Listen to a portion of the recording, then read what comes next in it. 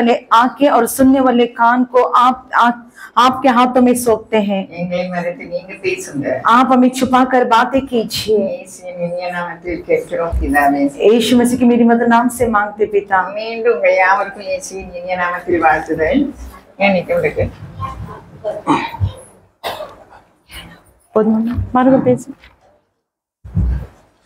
ஏசாயா 54:17 யாருக்கெல்லாம் பாராம தெரியும்? என்ன வசனம்? ஏசாயா 54:17. ஏசாயா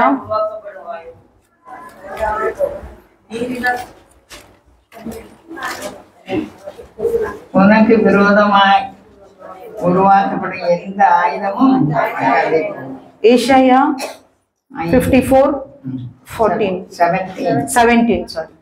உனக்கு விரோதமாய் நியாயத்தில் எழும்பும் எந்த நாவையும் நீ குற்றப்படுத்துவாய்? जितनी हत्या तेरी हानि के लिए बनाई गए हैं उनमें से कोई भी सफल ना होगा। இது கர்த்தருடைய ஊழியக்காரரின் சுதந்திரம். ये पर बोलो என்னால் உண்டான அவருடைய நீதிமாய் இருக்கிறது என்று கர்த்தர் சொல்கிறார். परमेश्वर इस वचन को अपने दास के अनुसार कहते हैं। இது யார் சொல்றா? கர்த்தர் சொல்கிறார். ये कौन कहते हैं? परमेश्वर कहते हैं। என் ஃபேஸ் நல்லா தெரியுதா? இது பூரா மறைக்குதா? இது மறைக்குதா? அப்போ இந்த உலகத்துல நம்ம அவர் எபேசியர் 6 அதிகாரத்துல சொல்லியிருக்காங்க, ரத்தத்தினாலும் மாம்சத்தினாலும் அல்லன்னு சொல்லியிருக்காங்க. एफेसियर 6वां अध्याय में इस तरह कहा है, लहू से नहीं और मांस से नहीं। ஆனா ரத்தத்தினாலும் மாம்சத்தினாலும் நமக்கு போராட்டம் உண்டு. फिर भी हमारे विरुद्ध लहू और मांस के कार्य है। பிசாசினாலும் சோதனை உண்டு. शैतान से भी हमारी विरुद्ध कार्य है। அப்போ பல விதமான நமக்கு தாக்குதல் வந்தாலும் வசனம் என்ன சொல்லுது? देखिए कई प्रकार की हानि हमें विरुद्ध आएगा तो भी உனக்கு விரோதமாக உருவாக்கப்படும் எந்த ஆயுதமும் வாய்க்காதே போ. परमेश्वर इस तरह कहता है, कोई भी हत्यार तेरे विरुद्ध नहीं आएगी कर உனக்கு விரோதமாய் நியாயத்தில் எழும்பும் எந்த நாவையும் நீ குற்றப்படுத்துவாய். न्याय के समय में जो भी नाव तेरे विरुद्ध उठाएगा वो दोषी ठहराएगा। இந்த ஊழியக்காரரின் சுதந்திரமும் என்னால் உண்டான அவர்களுடைய நீதியுமாய் இருக்கிறது. उन सभी तूने जाता है यहोवा के दास का यह भाग होगा என்று கர்த்தர் சொல்கிறார். क्योंकि परमेश्वर ये बात कहते हैं। நம்ம இன்னைக்கு வந்திருக்கவங்க ஒவ்வொருத்தரும் யாரு? பாக்கியவான்கள். देखिए हम सब आए हैं पर हम सब भाग्यवान हैं। ஏன் பாக்கியவான்கள்? क्यों भाग्यवान हैं? இந்த வசனத்தெல்லாம் காது என்ன செய்து கேட்கிறது. इस वचन के अनुसार कानों में सुना जाता है। கேட்டுட்டு அதன்படி நம்ம நடந்தோம்னா அதை விட பாக்கியவான். जैसे सुनते हैं उसके समान हमें चलेंगे तो उसके समान भाग्यवान और कोई नहीं। அப்ப உலகத்துல வரும் எல்லா பாடுகள் மத்தியில நம்ம சந்தோஷமா இருக்க நானும் என்னோட சேர்த்து தான் சொல்லுவேன். देखिए संसार में आए हुए हर एक कार्य में मैं और आपको मिला के बात करती हूँ। வேத வசனம் நமக்கு கற்று தருகிறது. शास्त्र का वचन हमें और आपको सिखा कर देती है। அதை கற்றுக்கொள்ள வேண்டும் என்று ஆண்டவர் விரும்புகிறார். लेकिन परमेश्वर कहता है ये सारी कार्य को तुम सीखो। ஏன்னா ஆண்டவர் சீசருக்கு சொன்னாங்க, உங்களுக்கு உலகத்துல உபத்திரவம். लेकिन परमेश्वर ने चेले लोग को इस तरह कहा है कि संसार में बहुत ही क्लेश है कर திடம் கொள்ளுங்கள்னு சொல்றாங்க. डांडस बांध करके परमेश्वर शिष्य लोग को कहा है, ஏன்னா அவர் உலகத்தை ஜெயிச்சார். क्योंकि परमेश्वर ने संसार को जीता है। அப்போ நமக்கு இந்த வார்த்தைகள் எல்லாம் நமக்குரியவைகள். देखिए ये सारा वचन हमारे और आपके लिए है, நம்ம அதை சுதந்திரிக்கணும். लेकिन इस कार्य को हम स्वतंत्रित करना है। கொஞ்சம் கீழே வைக்கணுமா? முகத்தை பேச பூரா மறைச்சு நான் பார்த்தேன். அல்லேலூயா, அல்லேலூயா. அப்போ நம்ம உலகத்துல நமக்கு உபத்திரம் உண்டுன்னு ஆண்டவர் சொல்லிட்டாங்க. देखिए परमेश्वर ने पहले ही कहा है कि संसार में हमें क्लेश हैं। அவர் உலகத்தை ஜெயிச்சிட்டாரு. அவரா ஜெயிக்கணும், அவருக்காகவே ஜெயித்தாரு. लेकिन परमेश्वर ने कहा है संसार को मैंने जीता है क्या? परमेश्वर उनके लिए संसार को जीता है क्या? எனக்காக உங்களுக்காகவும் ஜெயித்தாரு. हमारे लिए आपके लिए परमेश्वर ने संसार के कार्यों को जीते हैं। அவர் ஜெயவேந்தன். அவர் ஜெயவேந்தன். परमेश्वर वो जय को पाया है, அதனால நமக்காக தான் அவர் ஜெயித்தாரு. इसलिए परमेश्वर ने हमारे लिए उस जय को प्राप्त किया है। ஜெயத்தில் நிக்க நம்மளை அழைக்கிறார். परमेश्वर उस जगह पर खड़े करने के लिए हमें बुलाया है। நம்ம இந்த உலகத்துல பல விதமான சோதனைகள் வந்தாலும் ஆண்டவர் சொல்றாங்க யோவான் 10:10 நான் इस संसार में बहुत ही क्लेश आता है, इसलिए परमेश्वर ने यूहन्ना 10:10 में इस तरह कहा है, जीवन உண்டாகும் அங்கே பரிபூரணமும் கொல்லவும் வருகிறேன் என்று வேறொன்றுக்கும் வராது நானோ அவைகளுக்கு ஜீவன் உண்டாயிருக்கவும் அது பரிபூரணப்படவும் வந்தேன்। ஹalleluya। திருடன் எதுக்கு வரான்? चोर किस लिए आता है? घात करने के लिए, हत्या करने के लिए और चोरी करने के लिए। என்னெல்லாம் திருடுவான்? क्या क्या चोरी करता है? சமாதான ஆத்மாவை திருடுவான், நம்ம வாழ்க்கையில சமாதானத்தை திருடுவான்। देखिए हमारी जिंदगी में शैतान समाधान को छीन लेता है, சந்தோஷத்தை திருடுவான், हमारी संतोष को छीन लेता है। இப்படி அந்த ஆவியின் கனியை பூரா திருடுறதுக்கு பார்ப்பான்। जो कुछ भी हमारे अंदर आत्मिक फल है वो सारी कार्यों को छीन लेता है। மேல அன்பு செலுத்தாம இருக்கிறதுக்கு திருட வருவான்। देखिए एक दूसरे के ऊपर प्रेम ना करने के समय उस कार्य को छीनता है। ஆவியின் கனிகள் 9 பிடிங்கிட்டா आत्मा की फल 9 भी उसने छीन लिया तो फेल आएगा, हम उस कार्य में फेल हो जाते हैं। உலகத்துல 2 ராஜ்யம் இருக்குது।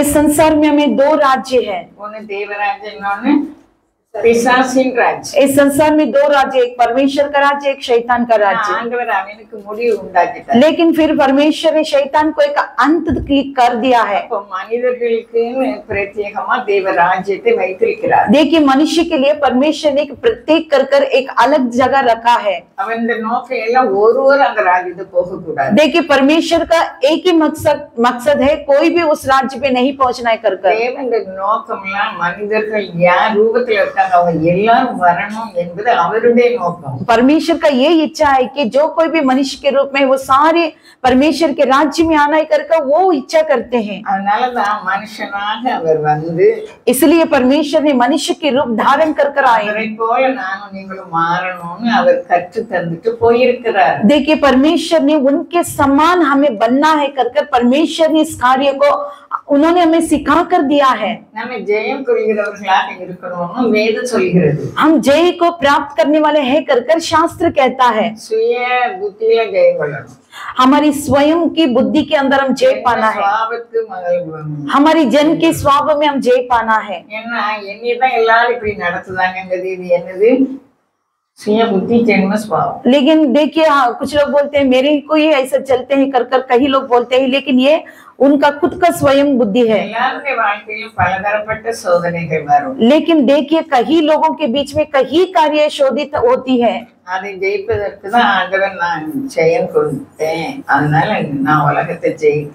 परमेश्वर ने सारे कार्य को जय प्राप्त करने के लिए तो परमेश्वर ने कहा है मैं संसार को जीता हूँ।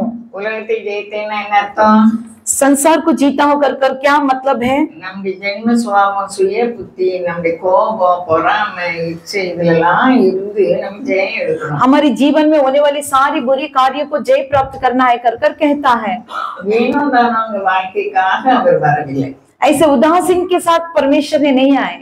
நம்முடைய வாழ்க்கை ஜாக்கிரதையா இருக்கணும், हमारी जीवन को एक जागृति के साथ कार्यों को करना है, கவனமா இருக்கணும், जो भी कार्य करना है ध्यान से करना है। பொருளுக்காக நம்ம உலக பொருளை தேடி போக கூடாது, हम इस संसार के कार्य को ढूंढ कर नहीं जाना है, அது நம்மை தேடி வர வேண்டும், हमें ढूंढ कर वो आना है। அல்லேலூயா। உங்க நீங்க சொல்ற மாதிரி நம்ம தேடி வரோம், लेकिन आप कहते हैं क्या हमें क्या ढूंढ कर आते हैं? क्या वो हमें ढूंढ कर आएगा? व्यवस्थावरण 28:1 में इस तरह कहा है, 1-2 पढ़ेंगे।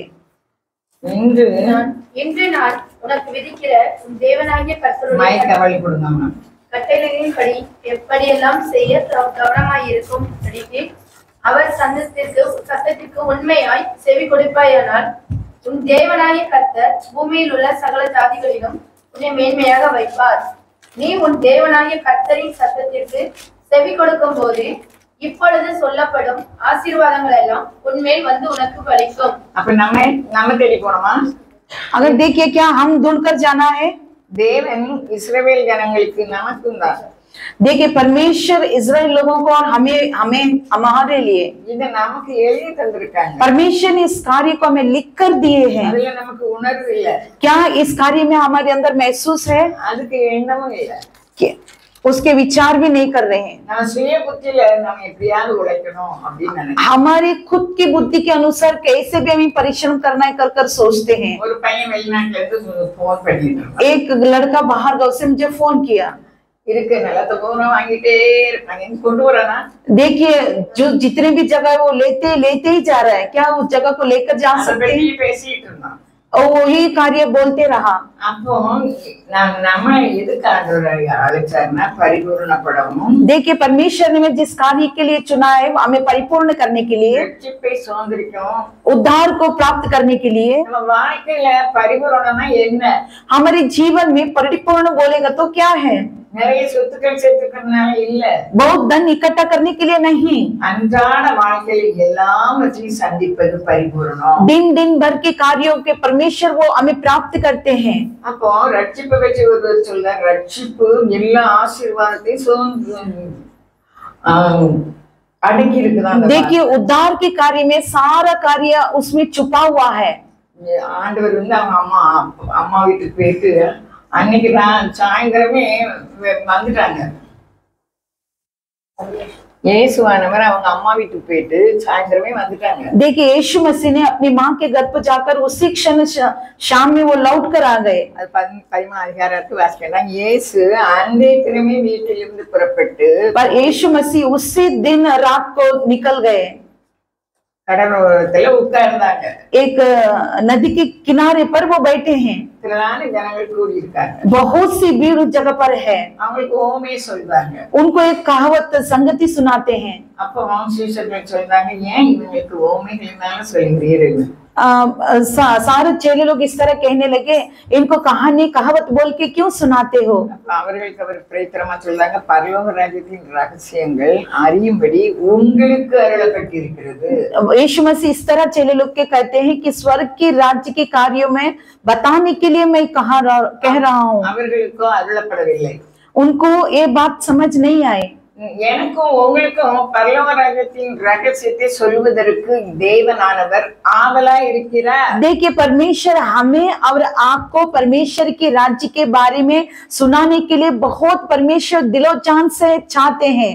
ஏன்னா தேவன் பட்சபாதம் இல்லாத தேவன். क्योंकि परमेश्वर पक्षपात करने वाला परमेश्वर नहीं है। அவர் என்ன ஓமை சொல்றாங்கன்னா, वो क्या संगति को बताते हैं? விதைக்கிறவன் விதைய வச்சுட்டு விதைக்கிறதுக்கு போறானா, जो कोई बोता है वो बोते निकलता है। அப்போ ஒரு சில விதை எங்க விழுது? कुछ बीज कहाँ पर गिरते हैं? மண் தரை, சாதாரண தரையில விழுது. कुछ रास्ते पर गिरते हैं। சில விதைகள் வழியருகே விழுது. என்னமா பேசுறீங்க? எல்லாருக்கும் குளிருதா? எங்களுக்கு பந்து பண்ணாதுங்கம்மா, எனக்கு ஹீட்டா இருந்த மாதிரி தான் இருக்கு. அல்லேலூயா, அல்லேலூயா, அல்லேலூயா। அப்போ அவர் விதைக்க ஃபார்மர் விதைக்க போனாரு, அவர் விதை வழியருகே விழுது. देखिए जो बीज बोने वाला जो बीज बोता जाता है, कुछ बीज ऐसे रास्ते पर गिरते हैं। தேவனுடைய வார்த்தை என் மூலமா வந்துட்டு இருக்கு. देखिए परमेश्वर का वचन मेरे जरिए से आ रही है, வழியருகே விழுதுன்னா நான் பேசுனது அப்படியே மறந்து போயிடும். लेकिन कई कार्य में ऐसे ही भूल कर चले जाते हैं। அந்த பறவை வந்து பொறுக்கி சாப்பிட்டு போயிருது. देखिए कुछ बीज को ऐसी पक्षी आकर उसे खा जाती है। யாருக்குள்ள வார்த்தை? தேவ வார்த்தை. देखिए कौन सा कार्य परमेश्वर के वचन के कार्यों में। அடுத்து கற்பாறையில விழுது. कुछ पतली इसके अंदर गिरती है। அப்போ கற்பாறை, இருதய கற்பாறை போல இருக்கவங்க முதல்ல சந்தோஷமாக ஏற்றுக்கொள்றாங்க. फिर अच्छी तरह से खुशी से उस वचन को ग्रहण करते हैं। வேற போகிறதுக்காக என்ன இருக்கு? கல்லா இருக்குது. लेकिन इनमा சில விதம் கற்பாறையில விழுது, அது சந்தோஷமா ஏற்றுக்கொள்கிறார்கள் வசனத்தை. देखिए वो लोग ऐसे गिरने वाले बीज अच्छी तरह से परमेश्वर को वचन को ग्रहण करते हैं। வேற போகிறதுக்கு இருதயத்துல என்ன இல்ல, இடம் இல்ல, அங்க கல்லா இருக்கு. लेकिन देखिए उसका बीज और भी गहराई जाने के लिए जगह नहीं है, लेकिन उसका कार्य किधर गिरता है, அதனால அது பிரயோஜனப்படல. इसलिए वो कार्य प्रयोजन नहीं हुआ। அடுத்தது முள்ளுள்ள பாதையில விழுது. और कांटों के बीच में गिरता है। கேட்காங்க पूछते हैं। ரெண்டாவது உலக கவலை, பொருளாசை, இதெல்லாம் வந்து வசனத்துப்படி நடக்க விடாம தள்ளி போட்டுருது. देखिए संसार की कार्य उन्हें जकड़कर संसार में ना आशीषों को पाने के बिना वो कांटों के जैसा उसका वचन को निकाल देती है। வேத வசனம் தான் விதைன்னு வேதம் சொல்லுது. लेकिन शास्त्र का वचन ही बीज है कर वचन कहता है। இந்த வசனத்தை கேட்கிறவர்களாகவும் அதன்படி செய்கிறவர்களா இருந்தா பாக்கியவான் வேதம் சொல்லுது. जो कुछ भी इस वचन को सुनते हैं उसके समान चलते हैं वो भाग्यवान है कर वचन कहता है। அப்போ இவங்க வசனத்தை கேட்க என்னெல்லாம் இஷ்டம் இல்ல. देखिए इन लोगों को वचन सुनने के लिए मन नहीं था। உலக ஆசை எல்லாம் எப்படியோ இருக்காங்க, நம்ம மாத்திரம் இப்படி இருக்கோமே, இதெல்லாம் தேவையே இல்லை. देखिए संसार का आशा ऐसा है कि दूसरे लोग कैसे हैं हम लोग कैसे हैं कर अंतर देखने लगे। வசனம் என்ன சொல்லுது, वचन क्या कहता है, அதுபடி நானும் நீங்களும் நடக்கணும், நம்ம பிள்ளைகளுக்கு கற்றுக் கொடுக்கணும். இது நம்முடைய வேலை, நம்ம எல்லாரும் பெண்களா வந்திருக்கோம். उसके समान हमें चलना है, उसी के समान हमारे बच्चे लोग को हमें सिखा कर देना है। ये सब कार्य ये हमारी माता लोग की कार्य है। நானும் நீங்களும் कुटुंबத்தை கட்டுகிறவர்களாக இருக்கணும். देखिए मैं और आप परिवार को बांधने वाला होना चाहिए। எத்தனையோ குடும்பங்கள் இடிந்து கிடக்கிறது, कितनी परिवार बिखर कर जा चुकी है। அந்த इடிந்து கிடக்கிறது கூட உணர்வு இல்லாதவர்கள். देखिए परिवार बिखर जा चुका है फिर भी उन लोग के अंदर महसूस नहीं है। நம்ம ஒவ்வொருவருடைய எப்படி இருக்குது, लेकिन हमारे हर एक हृदय कैसा है। அப்போ சீசர்கள் ஏன் எங்களுக்கு நீங்க இவங்களுக்கு ஏன் ஓமையாக பேசுறீங்க? आप इन लोगों को कहानी को उस रूप में क्यों बहाते हैं कर कहने लगे। 13-14 சொல்றாங்க, நீங்க காண்கிறதுனாலும் கேட்கிறதுனாலும் நீங்க பாக்கியவான்கள். देखिए तुम सुनने वाले और चलने वाले है इसलिए तुम भाग्यवान है। இப்போ நம்ம பரிபூரணத்தையும் கிருபையும் பற்றி கொஞ்ச நேரம் நம்ம பார்க்க போறோம். देखिए हमें परिपूर्ण के बारे में और अनुग्रह के बारे में कुछ देरी में हम सीखेंगे। நம்ம வாழ்க்கையில நிறைய சொத்து சேர்த்ததுனால பரிபூரணம் இல்ல। देखिए हमारी जिंदगी में बहुत धन इकट्ठा करना है वो जरूरी नहीं है। அது கொண்டுட்டு போறதும் நம்ம இல்ல। क्या जाने के समय उस कार्य को हम लेकर जाते हैं क्या? நீதிமானா நடந்தா நமக்கு பிறகு பிள்ளைகளும் செழிப்பா இருப்பாங்கன்னு வேதம் சொல்லுது, பாஸ்டர் அடிக்கடி சொல்லுவார்। जब हम धर्मी के रूप में चलते हैं हमारे बच्चे भी उस रास्ते पर आते उस मार्ग पर आते हैं। ஆண்டவர் சொல்றார் 12ஆம் வசனத்துல, உள்ளவன் எவனோ அவனுக்கு கொடுக்கப்படும், जो कुछ भी है उन्हें उसे दिया जाता है। इतना वचनमा 12 इदमा 13 அதிகாரம் 12ஆம் வசனம், உள்ளவன் எவனோ அவனுக்கு கொடுக்கப்படும், जो कुछ भी है उसे दिया जाता है, பரிபூரணமும் அடைவான், परिपूर्ण भी मिलेगा। இல்லாதவன் எவனோ அவனிடத்தில் உள்ளதும் எடுத்துக்கொள்ளப்படும்। जो कुछ भी नहीं है उसे जो भी है उसे निकालना जाएगा। அப்ப உள்ளவன் யாரு है वो कौन है? வசனத்தால இதயத்தை நிரப்பி சிந்தனைக்கு கொண்டு வந்து அதன்படி நடக்கிறவன் உள்ளவன்। जो कुछ भी वचन के अनुसार चलते हैं वही परमेश्वर की ओर का चल सकता है। நம்முடைய வசனத்தை நம்ம எப்படி கேட்கிறோம், எப்படி காண்கிறோம், वचन को हम किस तरह सुनते हैं किस तरह देखते हैं, அத பத்தி தான் ஆண்டவர் சீஷர்களுக்கு சொல்றாங்க। उसी के बारे में ही परमेश्वर यीशु मसीह शिष्य लोग को बता रहे थे। ஏசாயா தீர்க்கதரிசி சொல்லியிருக்காங்க, இவங்க கண்டும் காணாதவர்களாகவும் கேட்டும் உணராதவர்களாகவும் இவர்களுடைய இதயம் கொழுத்திருக்கிறது। यशायाह भविष्यद्वक्ता इस तरह कहता है, जो कुछ भी इन्हें सुने हैं जो कुछ भी इन्हें देखे हैं वो लोग ना समझ है। இவங்களை நான் குணமாக்க முடியாது, इन्हें मैं चंगा कर नहीं सकता।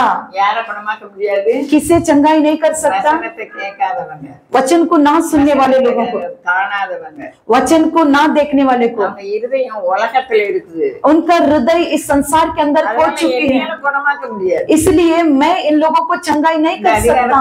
சொல்லியிருக்காரு, इस अध्याय में वो परमेश्वर कह चुके हैं, இருதயம் கொழுத்திருக்கிறது, उनका हृदय घमंड से भरा है। 16ஆம் வசனம் சொல்லுது, உங்கள் கண்கள் காண்கிறதினாலும் आपकी आंखें देखती है, உங்கள் காதுகள் கேட்கிறதினாலும் आपके कान सुनते हैं, அவைகள் பாக்கியவான்கள்। वो भाग्यवान है। நல்ல நிலத்தில் விழுந்த வித 100 மடங்கா பலன் தருகிறது। देखिए जिस बीज अच्छी जगह पर गिरती है वो अच्छी फल को लाती है। நம்முடைய வாழ்க்கை ஒரே ஒரு வாழ்க்கை, हमारा जीवन एक ही एक जीवन है, நமக்கு போராட்டம் நிறைய இருக்குது। हमारी जिंदगी में कई प्रकार की परिश्रम है। நம்ம வாழ்க்கை பயணத்தை ஜெயம் கொள்ளணும்। देखिए हमारी संसार जीवन की दौड़ में அப்ப நம்ம எல்லாவற்றிலும் கவனமா இருக்கணும்। நம்மால முடியாத தேவன் பலன் அவர் நடத்துவார்। हम हर एक कार्य से ध्यान के साथ रहना है, लेकिन इस सारे कार्य को जय पाने के लिए हमसे नहीं होगा।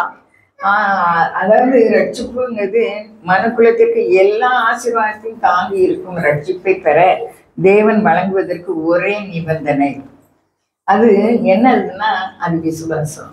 देखिए सारी कार्य प्राप्त करने के लिए पाने के लिए विश्वास की कार्य बहुत जरूरी है। அப்போ அடிமைத்தனம் வந்து வாழ்க்கை என்னதான் இருக்குது? गुलाम की जीवन क्या है? சொல்லுங்க. அடிமைத்தன வாழ்க்கை வனாந்தர வாழ்க்கை। देखिए गुलाम की जीवन एक रेगिस्तान की जीवन के समान है। வனாந்தர வாழ்க்கை இஸ்ரவேலுக்கு ஏன் வந்தது? रेगिस्तान की जीवन इसराइल लोगों को क्यों आया? ஒன்னை நம்பலாங்க। वो लोग कुछ भी विश्वास नहीं कर सके। விசுவாசம் யார் விசுவாசத்தை துவக்குவாரு? विश्वास को कौन जगाते हैं? விசுவாசத்தை துவக்கிறவர் தேவன்। विश्वास को जगाने वाले परमेश्वर है। யாருக்கு துவக்குவாரு? किससे?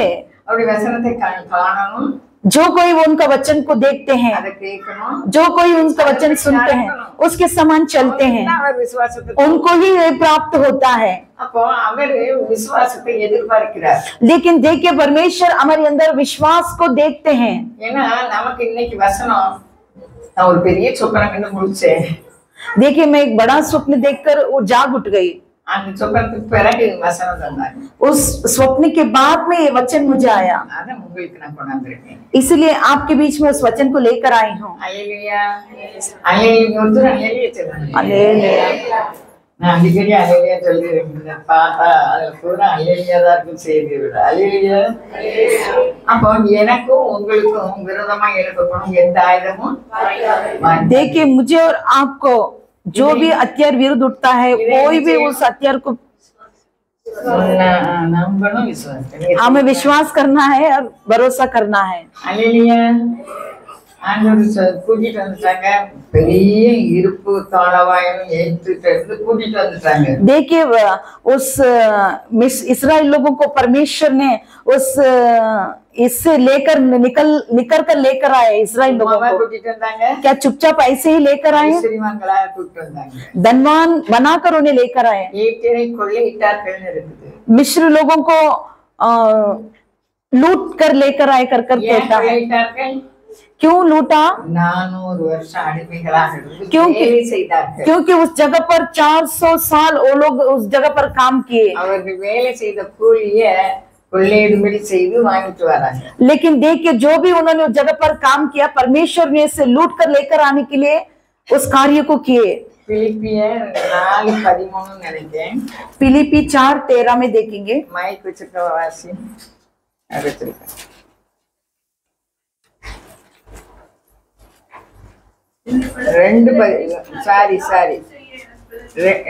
சாரிமா 2:14 நான் வீணாக ஓடினதும் வீணாக பிரயாசப்பட்டதும் இல்லை இதுவும் என்கிற 13ஆம் வசனமா? 2:13. பிலிப்பியர் 2:13. ஏனெனில் தேவன் தம்முடைய தயவுள்ள சித்தத்தின்படி விருப்பத்தையும் செய்கையையும் உங்களில் உணர்வு உண்டாக்குகிறவராய் இருக்கிறார். நம்ம உள்ளுக்குள்ள சிந்தனையை யார் தோக்குதா? யார் தோக்குதா? ஆண்டவர் தோக்குதார்। தம்முடைய தயவுள்ள சித்தத்தின்படி விருப்பத்தையும் செய்கையும் உங்களில் உண்டாக்குகிறார்।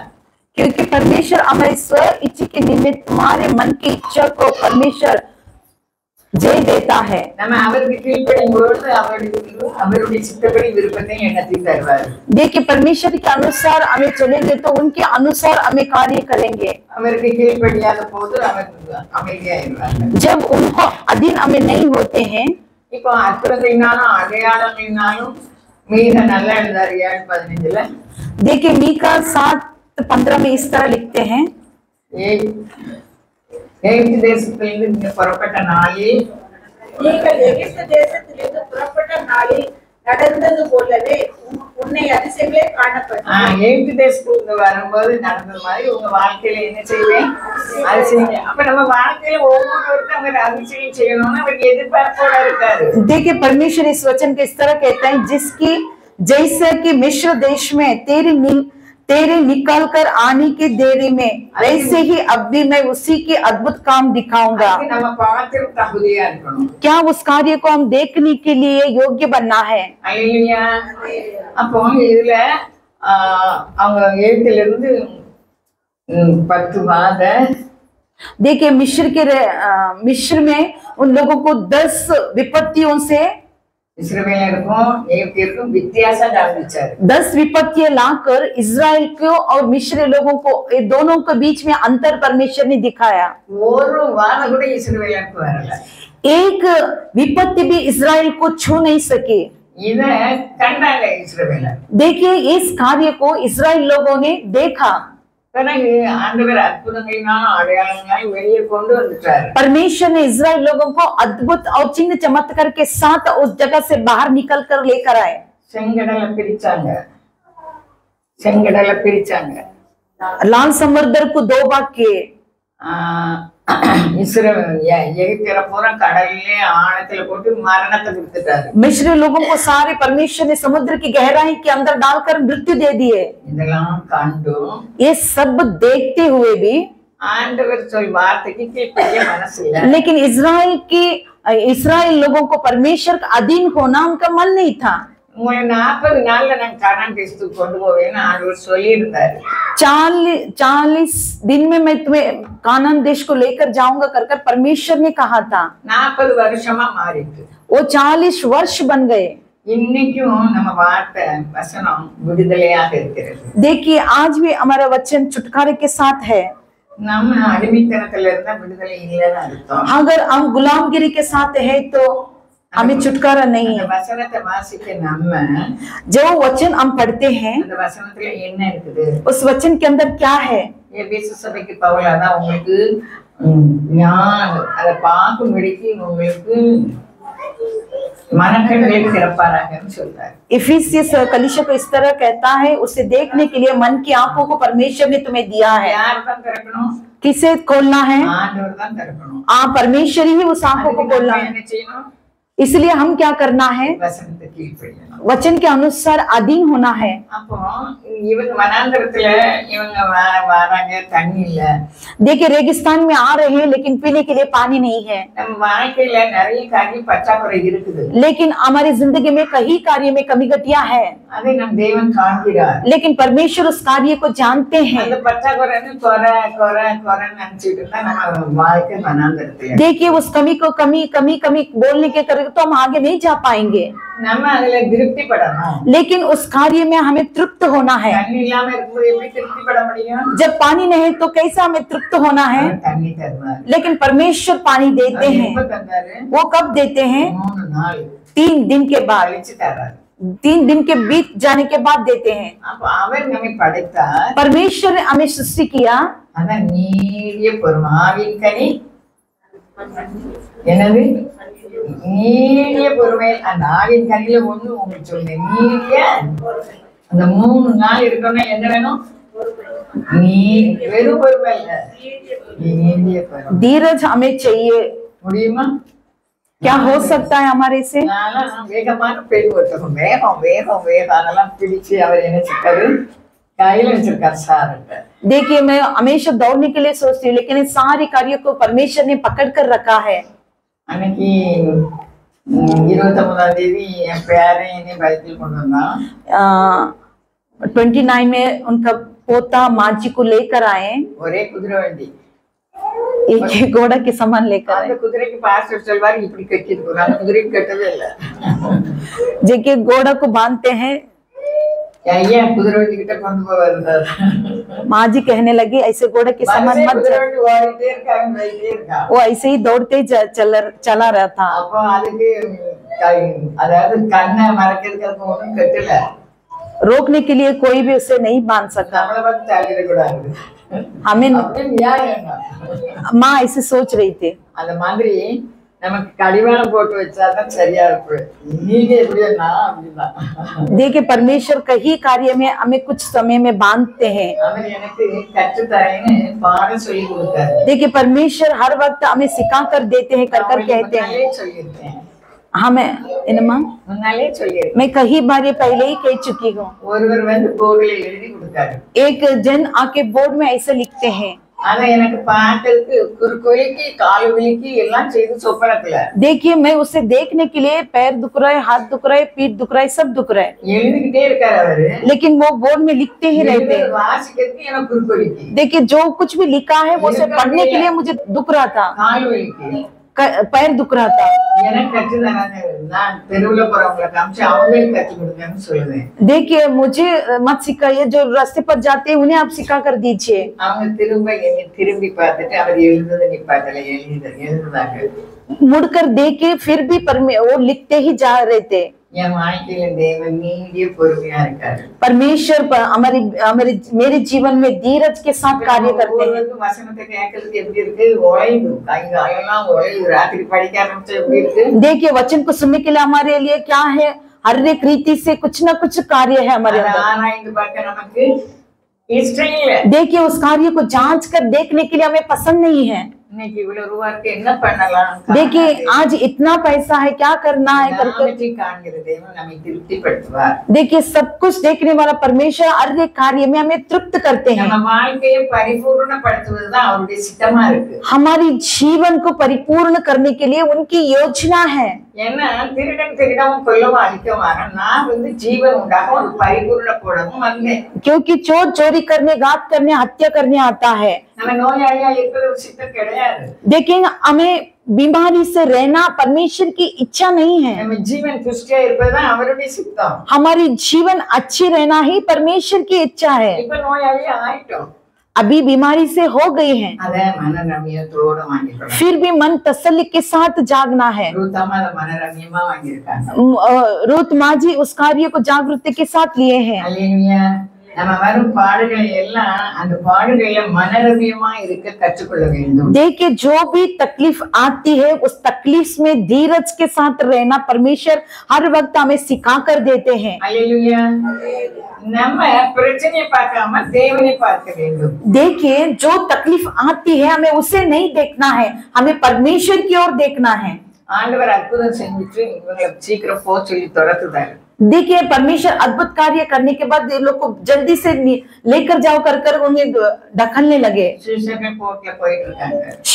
शिष्य लोग जहाज में चल रहे हैं। ஆண்டவர் தனிமையா இருந்து ஜெபம் பண்றாரு। परमेश्वर अकेले रहकर प्रार्थना कर रहे हैं। शिष्यர்களை பார்க்காங்க, शिष्य लोग को देख रहे हैं, அவங்க ரொம்ப கஷ்டப்படுறாங்க। वो लोग बहुत तकलीफों को झेल रहे हैं। ரொம்ப எதிர்காற்றா இருக்கு, அவங்களால போட்ட செலுத்த முடியல। देखिए आज आगे तो जहाज को लेकर नहीं जा पाते क्योंकि बहुत तूफान है। உடனே அந்த அவர் ஜெபம் பண்ண இடத்துல இருந்து கடல் நடக்காங்க। देखिए जिस जगह पर यीशु मसीह प्रार्थना कर रहे थे उस जगह से लेकर जिस जगह पर शिष्य लोग की जात थी उस जगह तक परमेश्वर चल कर गए। நம்ம கேட்க வசனம் தான், हम सुने हुआ वचन है। அப்போ इवर கடல்ல வந்தோடனே இது ஆவேசம் இப்போ மீனவர்கள்லாம் பிசாசு வரும்னு அவங்க சொல்லுவாங்க। देखिए मछुआरे लोग इस तरह कहते हैं उस देखकर कि भूत आ गया कर அந்த மாதிரி இது ஆவேசம் அப்படின்னு கத்தி பயந்து நடுங்குதாங்க। ये भूत है कर डर कर वो लोग चिल्लाने लगे। நீங்க பயப்படாதீங்க, நான் தான்।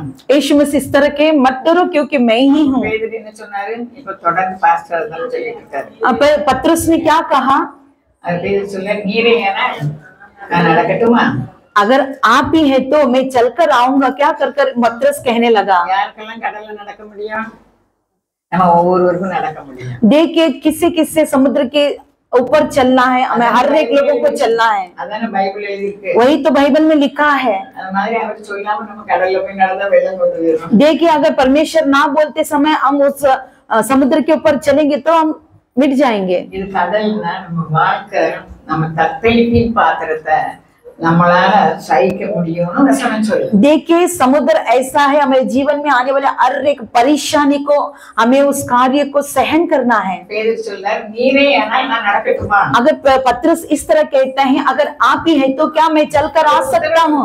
நடக்க உத்தரவு கொடுத்துட்டார்। आप परमेश्वर ने उत्तर दे दिया तुम चलकर आ அதுல सकते। யாரை பார்த்தாரு, யாரை பார்த்தாரு, தேவனை பார்த்தாரு। पहले किसे देखने लगे, परमेश्वर को देखने लगे। நடக்க ஆரம்பிச்சோம் எதை பார்த்தாரு, चलते समय கடலை பார்த்தாரு। पतरस चलते समय क्या देखा, समुद्र को देखा। காற்று பலமா இருக்கிறதை கண்டு பயந்து மத்திய 14:30 வாசிக்க तूफान बहुत घोर है कर देखने लगा, அமைந்து போகையில் उसे शांति होने के लिए ஆண்டவரே நீ ரட்சியும் என்று परमेश्वर मुझे उद्धार रक्षा कीजिए कर वो तुरंत पुकारने लगा। நானும் நீங்களும் தேவன் கொடுத்திருக்கிற வசனத்தை பார்ப்பதற்கு பதிலாக मैं और आप परमेश्वर ने दिए हुए वचन को देखने के लिए என்னையும் சேர்த்து பேசுறேன், நம்முடைய இயலாமைகள் हमारे முடியாதவைகள் हमारी हाथ में जो कुछ भी नहीं होता है, நம்முடைய இயலாமைகள், நம்முடைய பற்றாக்குறைகள், हमारी कमी घटिया, நம்முடைய பலவீனங்கள், हमारी बलहीनता, यही हमें देखते रहते हैं। நம்ம வாழ்க்கையில நடக்க முடியாது। अगर जीवन में हम चल नहीं सकते இது हैं, பார்த்துட்டு சும்மாவா இருக்கோம்? क्या इससे देखकर हम चुपचाप रह सकते हैं? நான் கும்பிட்டு என்னத்துக்கு? हम ऐसा परमेश्वर को स्मरण करने का क्या फायदा? நீங்க சொல்வீங்களே, நம்ம எங்க வீட்டுல யாருமே சொல்லல। आप बोलते हैं, लेकिन मेरे घर में कोई भी ऐसा नहीं बोला। எவ்வளவு சூழ்நிலையில நீங்க இப்படி ஜெபம் பண்ணீங்களே, நமக்கு ஏன் இப்படி வருதுன்னு என் பிள்ளைகள் சொன்னதே கிடையாது। देखिए, मेरे घर में इतना प्रार्थना करते हैं, इतनी परेशानी आती है, कर मेरे घर में कोई भी नहीं कह सका। நம்ம ஜெபிக்க ஒரு வசனம் தருவார்। जिस प्रकार हम प्रार्थना करते करते जाते हैं, परमेश्वर वचन को देते हैं। வசனத்தை நம்ம அதை ஆராயும் போது அந்த வசனத்தில் உள்ள என்ன எழுதியிருக்கு நம்ம கவனிக்கணும்। देखिए, वचन को ध्यान करते समय वचन में क्या लिखा है कर देखना चाहिए। நம்ம உலகத்துல இருக்க நம்பியும் நமக்கு இப்ப நம்ம உனக்கு விரோதமா எழும்பு எந்த ஆயுதம் வரும்। देखिए, संसार में जब तक हमें रहते हैं, विरोध हथियार उठते ही रहते हैं। உனக்கு விரோதமா எழும்பு எந்த ஆயுதமும் இப்ப தரித்திரம் இருக்கு। देखिए, तेरे विरुद्ध उठने वाली தரித்திரம் வந்துட்டு दरिद्रता आती है, அது என்ன செய்யாது? वो क्या नहीं कर सकते। हमें विरोध नहीं आ सकता। कब? நம்ம இருதயத்தை தாழ்மைப்படுத்தணும்। जब उनके ऊपर भरोसा रखते हैं, तब दीनता के साथ जाते हैं, तभी ये कार्य होता है। நம்ம ரத்தத்திலே அகங்காரம் ஓடி இருக்குது। देखिए, हमारे लहू के अंदर घमंड की कार्य है।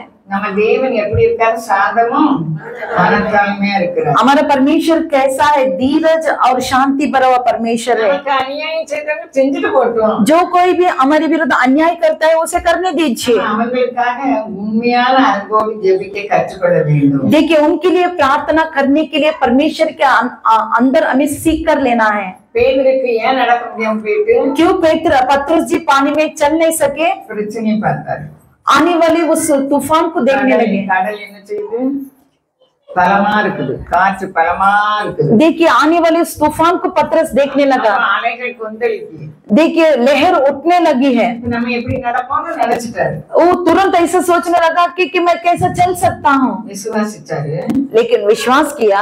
ஆனா அது அல்ப விசுவாசம்। देखिए, वो अल्प विश्वास था। அவர் என்ன பண்ணி சொன்னாங்க? அல்ப விசுவாசி, நீ ஏன் பயப்பட்டாய்? என்னைய பார்க்கல। परमेश्वर का वचन इस तरह कहता है, अल्प என்னைய பார்க்கல। परमेश्वर इस तरह कहते हैं, तुम क्यों आदि को देखा, क्यों तुम मुझे नहीं देखा। அல்லேலூயா। நம்மளால ஒண்ணுமே முடியாது। हमसे कुछ भी नहीं हो सकता है। ஆனா இருந்தாலும் இல்லைனாலும் ஒண்ணும் முடியாது। पैसा रहे या ना रहे, कुछ भी नहीं हो सकता है। நன்றி சொல்ல அழைக்கப்பட்டிருக்கோம்। लेकिन फिर भी हमें परमेश्वर को धन्यवाद कहने के लिए बुलाए गए हैं। मुझसे नहीं होगा। நன்றி அப்பா। धन्यवाद परमेश्वर। யூதரென்று கிரேக்கரென்று வித்தியாசமே இல்லை। यहूदी कर यूनानी कर अंतर नहीं है। लेकिन जो कोई भी आपको नमन करता है, वो धनवान होता है।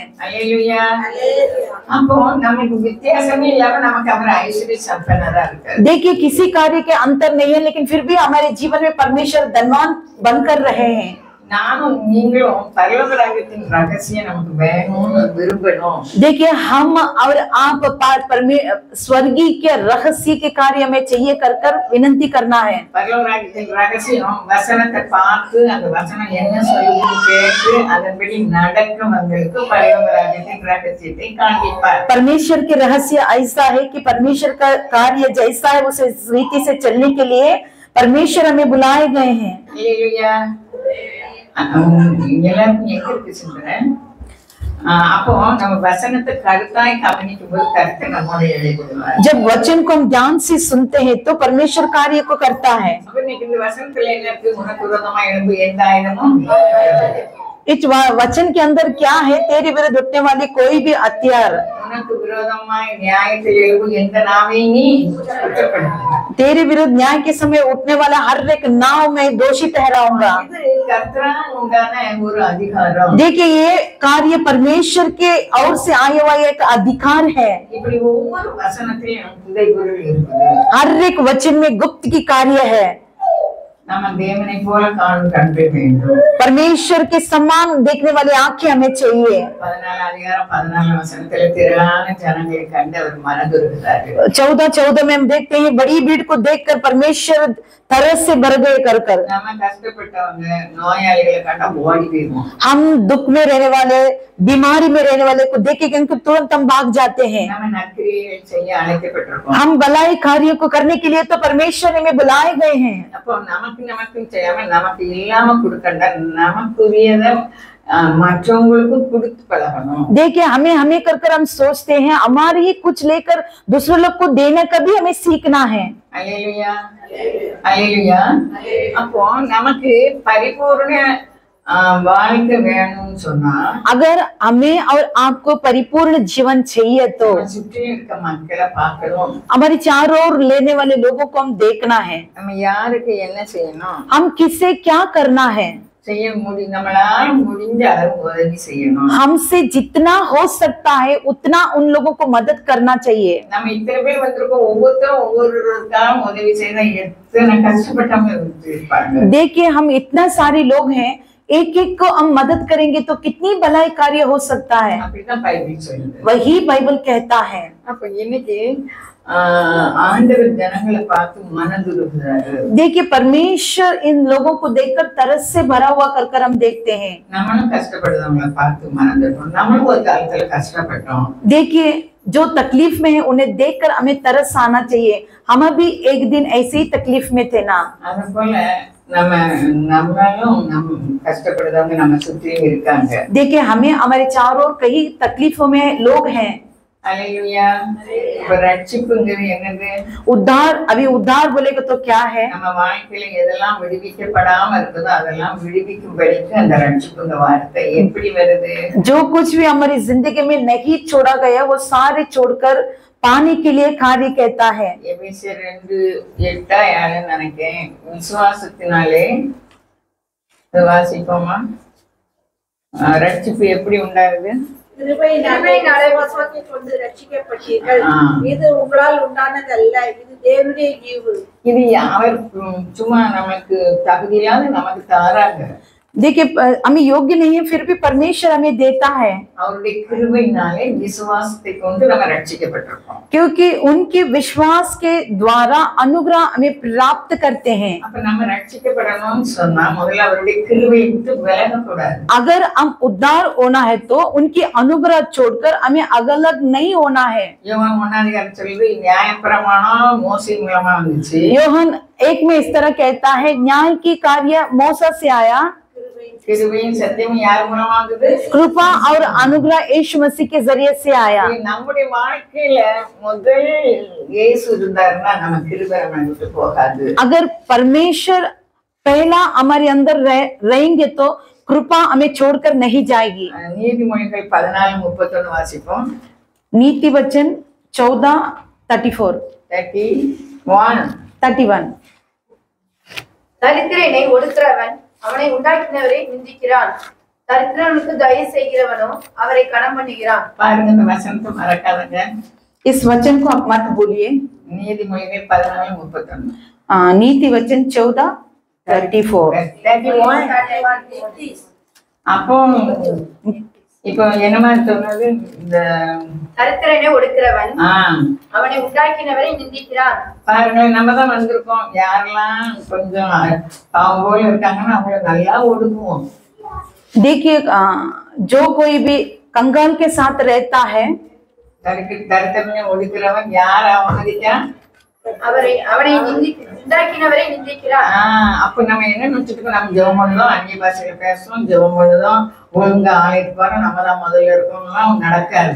देखिए परमेश्वर इस तरह कहता है जो कंगाल पर अंधेरा करता है वह उसकी करता निंदा करता है, परंतु जो दरिद्र पर अनुग्रह करता है वह उसकी महिमा करता है। தரித்திரனை ஒடுக்கிறவன் அவரை என்ன செய்தாங்க? உண்டாக்கினவரை நிந்திக்காங்க. देखिए दरिद्र को हम ये दोषी लगाएंगे तो परमेश्वर को निंदा करने के समान होएगा। தரித்திரருக்கு தயை செய்கிறவங்க, जो कोई भी दरिद्र लोग को दया करते हैं அவரை கனம் பண்ணுறோம். परमेश्वर को हम आदर करते हैं। என்னை கனம் பண்ணுகிறவனை நான் கனப்படுத்துவேன். परमेश्वर कहता है जो कोई भी मुझे आदर करता है அல்லேலூயா. मैं उसे आदर करूंगा। நமக்குள்ள சொந்தத்துக்கும் பார்க்கணும், மற்ற ஏழைகளுக்கும் நம்ம கொடுக்கணும். देखिए हमारी खुद की कार्य भी हम देखना है और दूसरे लोग को भी हमें देखना है। நம்ம இருக்குது கொஞ்சம் இருந்தாலும் நன்றி சொல்லணும். देखिए हमारे अंदर थोड़ा रहेगा तो भी हम परमेश्वर को धन्यवाद कहना है। நன்றி சொல்லும்போது பெருகின இடம் எங்க இருக்கு பைபிள்ல? देखिए धन्यवाद बोलकर बढ़ाई हुआ जगह कहाँ है? வசனம் என்ன? நன்றி சொல்லும்போது இன்க்ரீஸ் ஆகும் பொருள். देखिए हमें जब बलि धन्यवाद की बलि चढ़ाते हैं तो कार्य बढ़ती ही जाता है। சொன்னியா? நீ வசனம் சொன்ன மாதிரி நீ மெல்ல சொன்னா எனக்கு அவளுக்கு உடம்பு ஒரு வாரமா சரியில்லை. அல்லேலூயா.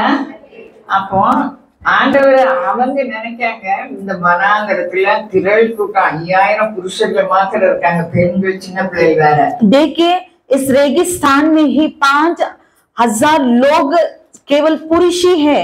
இது இவங்களுக்கு நம்மளால கொடுக்க முடியாது. ஆண்டவரே इतने सारे लोगों को हम खाना कैसे दे सकते हैं कर कर चेले लोग बोलने लगे, இவங்க அனுப்பிடுங்க, ये लोगों को भेज दीजिए, பக்கத்துல எங்கேயா போய் வாங்கி சாப்பிடுறாங்க. अगर ये कोई आजू बाजू में रहेगा तो लेकर खा लेंगे। நம்மகிட்ட கொடுத்த பொறுப்பு, हमारे अंदर दिए हुआ, நம்ம வீட்டுக்கு வரவங்க, நம்ம கூட இருக்கவங்க, हमारे घर पे आने वाले, हमारे संग रहने वाले, நம்ம சந்திக்கணும். हमें उन्हें कार्य करना है। வீட்டு மெம்பர் ஒவ்வொருவருமே நம்ம சந்திக்கணும். हर एक लोगों को हमें जाकर मिलना है। சிஸ்டர்களுக்கு இவங்களை அனுப்பிடுங்க. शिष्य लोग इस तरह कहने लगे इन्हें भेज दीजिए। இந்த கஷ்டம் எதுக்கு? ये तकलीफ क्यों? ஆண்டவர் என்ன சொன்னாரு? परमेश्वर ने क्या कहा? நீங்களே இவங்களை திருப்திப்படுத்துங்க, நீங்களே கொடுங்க, आप ही इन्हें तृप्त कीजिए, आप ही खाना दे दीजिए। வனாந்தரத்துல எங்க போவோம்? इस रेगिस्तान में हम कहाँ जा सकते हैं? நம்ம வாழ்க்கை அப்படிதான். आज हमारी जीवन भी ऐसी ही है। சுற்றி நிறைய பேர் இருக்காங்க, हमारे चारों ओर कई लोग हैं, நம்மளுக்கே முடியல, உங்களுக்கு கொடுக்க முடியுமா? हमें ही नहीं हो सकते, तुम्हें कैसे दे सकते हैं? அப்படின்னா ஒரு நாள் கொடுக்க முடியாது. वैसे अगर बोलेंगे तो कभी भी हमें नहीं दे सकते हैं। நம்மால இயலாத காரியத்தை தேவன் செய்ய சொல்கிறார். पर हमारे जरिए से जो कार्य नामुमकिन है लेकिन परमेश्वर कहता है उसे करो। உங்ககிட்ட வந்தவங்களுக்கு நீங்க கொடுங்க. जो कोई तुम्हारे पास आता है वो उन्हें दे दीजिए। என்கிட்ட ஒரு 5 மீன் 5 அப்பம் 2 மீன் தான் இருக்கு. चेले लोग इस तरह कहने लगे हमारे पास 2 मछली 5 रोटी ही है। அதை என்னிடம் கொண்டு வாருங்க. अब परमेश्वर कहता है उसे मेरे पास लेकर आओ। நமக்காக அவர் செய்தார். हमारे लिए परमेश्वर ने इस कार्य को किया। நான்கு பார்த்து நன்றி சொல்றேன், ஸ்தோத்திரம் சொல்றேன். आंख उठाकर आकाश की ओर देखकर स्तुति करने लगे। அது அந்த 5000 புருஷர் மாத்திரம் சாப்பிட்டு மீதி எடுத்தாங்க. देखिए 5000 पुरुष लोग और लोग भी खाकर और भी उसे और भी उठाए गए कर हम देखते हैं। நான் சொல்ல தாக்கி புரியலையோ? பரிபூர்ண அடைய செய்தார், திருப்திப்படுத்தி அனுப்பினாரு. सारे लोगों को तृप्त कर भेज दिए। நம்ம ஒவ்வொரு சம்பவத்திலையும் நம்ம வாழ்க்கையில அவர் திருப்திப்படுத்துகிற தேவனா இருக்கிறார். देखिए हमारे हर एक के जीवन में परमेश्वर हमें लोगों को तृप्त करने के लिए सहायता करता நம்ம है। இயலாமை குறித்து கவலைப்படாமல் हमारी कमी घटी को देखकर हमें व्याकुल नहीं होना है। சர்வபூமிக்கும் ஆண்டவர் நமக்குள் இருக்கிறார். सर्व भूमि के अधिकारी परमेश्वर हमारे संग है, அவர் எல்லாம் செய்வார். वो सब कुछ करते हैं। வசனம் இப்படி எழுதி இருக்குது, वचन इस तरह लिखा है, நான் பரிபூர்ணப்பட வந்தேன், हमें परिपूर्ण करने के लिए मैं आया हूँ, ரட்சிப்புண்டாக வந்தேன். तुम्हें उद्धार देने ही मैं आया हूँ। அப்ப எல்லா காரியத்திலும் அவர் உதவி செய்வாரு. परमेश्वर सारी कार्य में हमें सहायता करते நம்ம हैं। நினைச்சோமே உதவி செய்ய முடியாது, हमें सोचते हैं उस समय कर नहीं सकते हैं, நம்ம காத்திருக்கணும், हमें इंतजार करना है, அவசரப்படுத்தவே கூடாது. हमें कभी भी जल्दबाजी नहीं करना है। அல்லேலூயா. அவற்றிலிருந்து தேவ உதவி கண்டிப்பா வரும். हमें हमारे लिए परमेश्वर की ओर से सहायता आती है। என் வாழ்க்கை அனுபவம் அதுதான். मेरी जीवन में सारी ये कार्य वही है। அல்லேலூயா, அல்லேலூயா.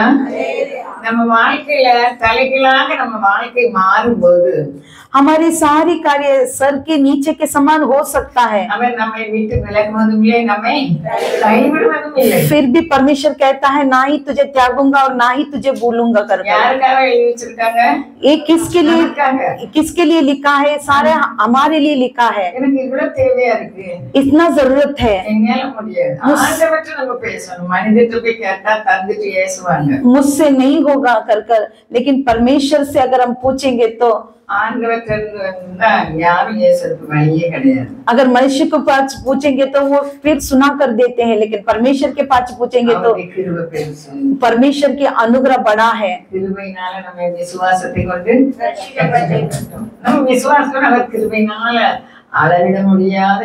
हमें अनुग्रह के जरिए से उद्धार के कार्य को प्राप्त करते हैं। अनुग्रह की एक ही मार्ग परमेश्वर है।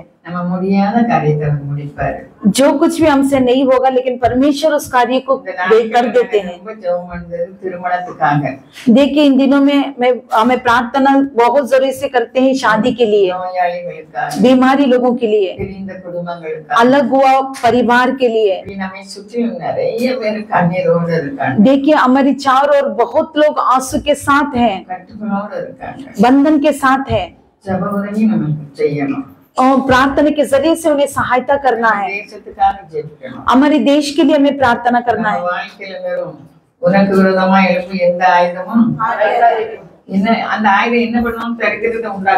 देखिए हमारे विरुद्ध कोई भी हथियार नहीं उठ सकती है, लेकिन वो हथियार कौन सा है? हमारे अंदर दरिद्रता को लाती है।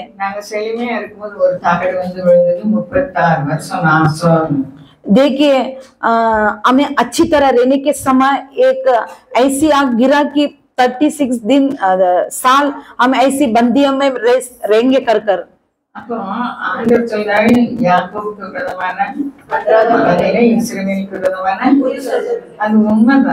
देखिए याकूब के विरुद्ध कोई भावी नहीं है और इस्राएल के विरुद्ध कोई है जादू टोना नहीं है कर कर कहता है, वो वचन सच्चाई है। देखिए उस कार्य में ऐसा लिखा था, परिवार के साथ नाश होंगे कर कर। देखिए माँ जी के अपने पिताजी को काम करने के लिए इंटरेस्ट नहीं था।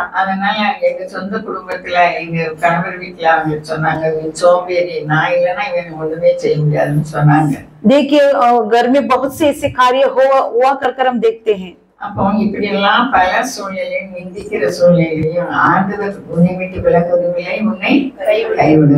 कहीं ऐसे निंदा की परेशानी आई, लेकिन परमेश्वर ने कहा मैं तुझे नहीं छोड़ूंगा कर कर। परमेश्वर हमें अच्छी दौड़ को रखा है, वचन के अनुसार हमें जय को प्राप्त करना है। लेकिन हमारी जिंदगी में परमेश्वर ने जय को रख कर गए हैं। देखिए माँ जी को संदेश देने के लिए रखा है कि जय को प्राप्त करने के लिए हमें हार नहीं है कर कर बोलने के लिए।